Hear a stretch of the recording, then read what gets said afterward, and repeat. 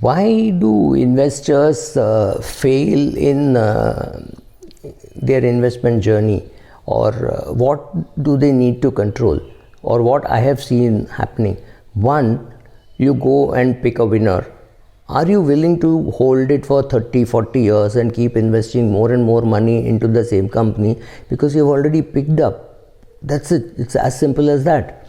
Now, here the line has to be drawn. You could have bought a HDFC Limited or a Reliance and kept pumping money into it, but there are some stocks which don't do well at all. Now, the better example to give with a company with a fantastic and a long track record and then completely slipping into oblivion would be company like General Electric, because it has got a very long track record of being called, I'm sorry, perhaps it's inappropriate, but widow shares, which means somebody could buy it and just put it away and not bother at all, and year on year dividend will go up. It's a fantastic share. Now, if you bought it and it did well for you for a very long period of time, maybe say 10 years, it kept on increasing dividend, you felt very happy, it was in your mother's portfolio and you didn't really shuffle that much, and then suddenly you find that the company is not doing well. What do you do? When do you call the bluff? When do you say, oh my God, let me remove the money? Can you do it in 1 quarter, 2 quarters, 3 quarters, 6 quarters? I don't know. That is a call that you have to take. One, that is very difficult, because if you remove at that time and then it goes up further, people will tell you, but you had so much experience, why did you do this? Or if it goes down, look at companies which have completely gone from say 1200 or 1300 to just 6 rupees, right?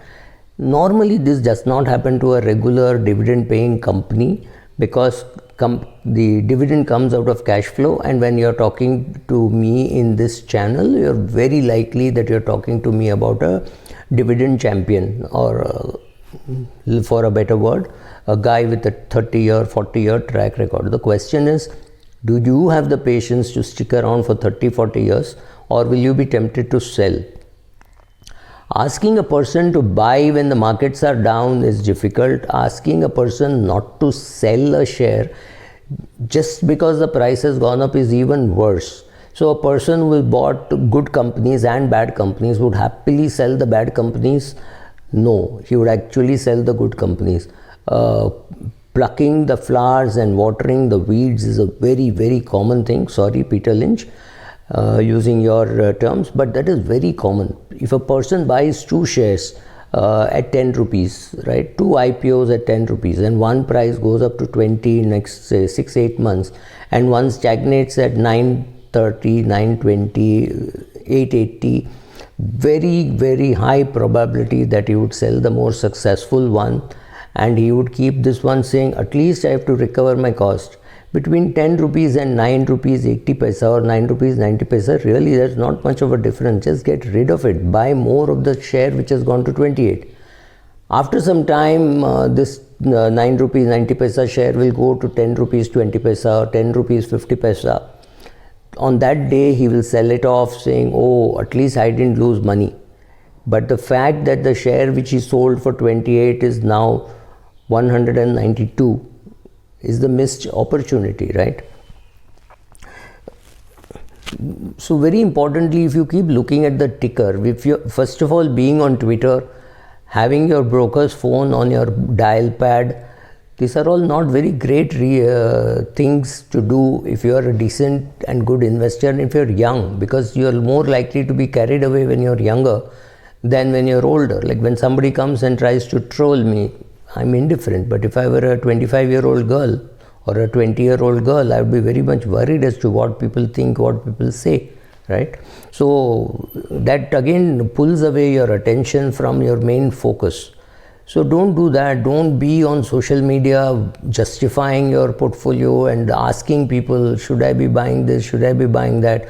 Dividend yield looks good. I mean, Coal India dividend yield definitely looks better than the ITC dividend yield. So if you want dividend yield, maybe Coal India is a better bet. I am not recommending any product. I have Coal India. I don't have ITC.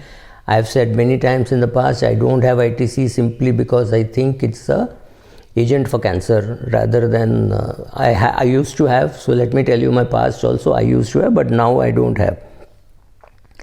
The other reason is people get emotionally attached to a share, so much so that all rational explanations to a fund or to a share falls on deaf ears. You can't tell people. They'll say, oh, you know how much this has earned for me in the past. When my child was born, I didn't have enough money to pay for the hospital. I sold some shares, and out of this only I bought. That's all fantastic sentiment, superb. However, it doesn't work, right? At some stage, you had to cut off your GE. It's an investment. So if you were a shareholder of Reliance from 1977 and kept on reinvesting all the dividends, the return that you get today would be far higher than the return you would have got if you had not reinvested the dividends. Right? It's as simple as that. So if you're a reinvestment of dividends kind of an investor, pay attention to what you have. See whether the company's return on net worth and all are improving. See whether the dividends are rising. Do this. See whether the company is allocating funds at a reasonable, sensible way. If those things are in place and dividends are increasing, maybe for 30, 40, 50 years, you do not need to sell it. And as and when after your death, what happens to your portfolio should not concern you. Thank you.